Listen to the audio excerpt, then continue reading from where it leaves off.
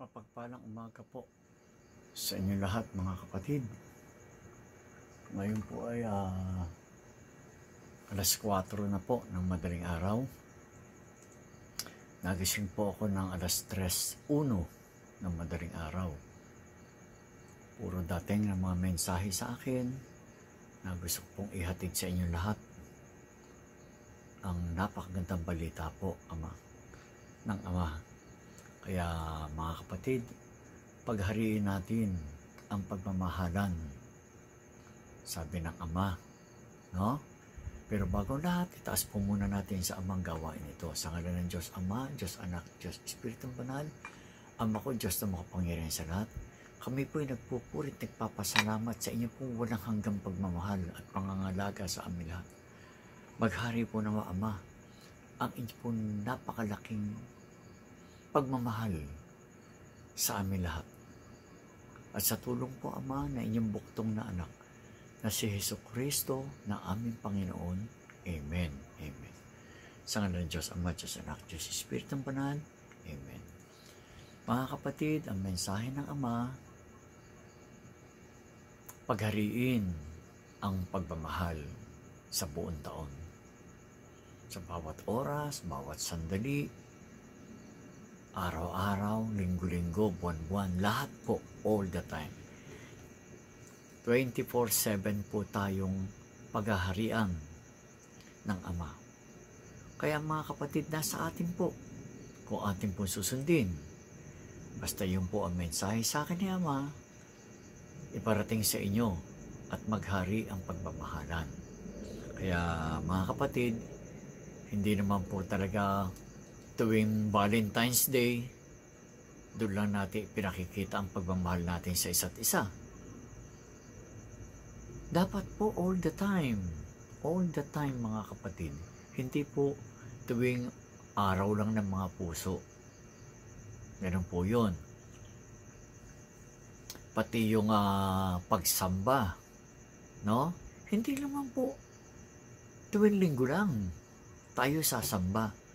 All the time. Kasi po, God is good all the time. Hindi po siya, wala po siyang oras sa pagiging mabuting Diyos. Mahal niya po tayong lahat mga kapatid.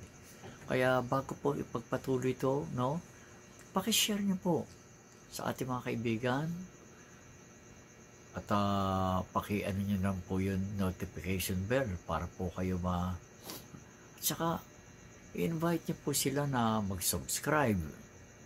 Kasi mga kapatid, ang pagmamahal ko sa lahat ng tao, lahat po na nakasubscribe po sa akin. Bata, matanda, may diferensya, lahat po yan, ipinagpe-pray ko araw-araw. Kaya mga kapatid, no, mapalad po ang mga nagsusubscribe po sa atin. Napakapalad nyo. Ang buhay nyo magkakaroon po ng pagbabago dahil merong isang lingkod nang handang ipanalangin kayo araw-araw.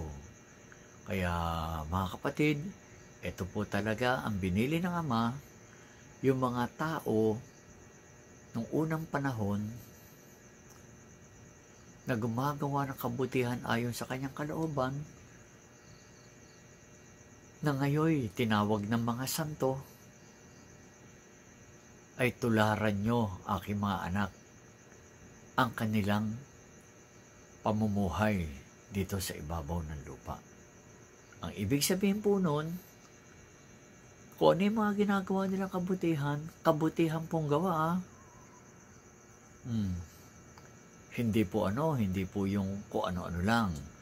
Yung pagtulong, pagmamahal sa kapwa, pagiging tapat na kaibigan, no? Huwag po tayo magiging traidor, huwag po tayo magiging sinungaling, huwag po tayong maninira.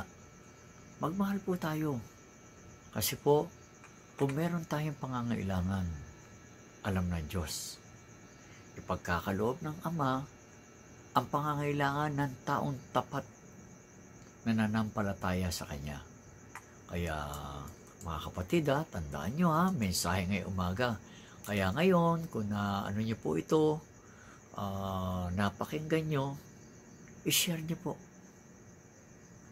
sa inyong mga mahal sa buhay na yung pagmamahal mo, itong araw na ito, kung marami kang mga nagawang mali, itong araw na ito, ipangako mo sa Diyos Amang may kapal. Nagagawa ka ng kabutihan ngayong araw na ito.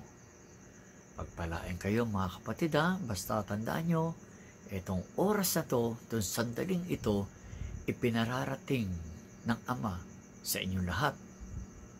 Sa inyong lahat. Masama, mabuti, ay magbalik loob na sa Amang Diyos na makapangyarihan sa lahat. Kung ano yung nararapat nyong gawin, no? Humingi kayo ng tawad kung kayo nagkamali. Humingi ng tawad sa tao na nagawang kasalanan.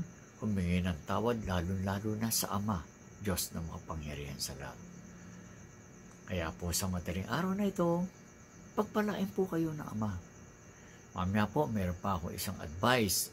May kasunod pa po ito, i-advise ko rin sa inyo na tayong lahat ay magkakaroon na dapat meron tayong mga gamit na pananggalang laban po at pangontra ito sa mga masasamang espiritu. Kasi po yung mga masasamang espiritu ay ginagamit po nila ang mga taong mahina para po maging masama ang mga taong ito. Pero sa umaga ito, salamat po mga kapatid. Pagpalain po kayong lahat ng kataas-taasang Ama, Diyos na makapangyarihan sa lahat. Sa ngalan ng Diyos Ama, Diyos Anak, Diyos Espiritong Banal, pagpalain ko kayo. Mahal na mahal ko po kayong lahat, mga kapatid. I love you all. Sa susunod po muli,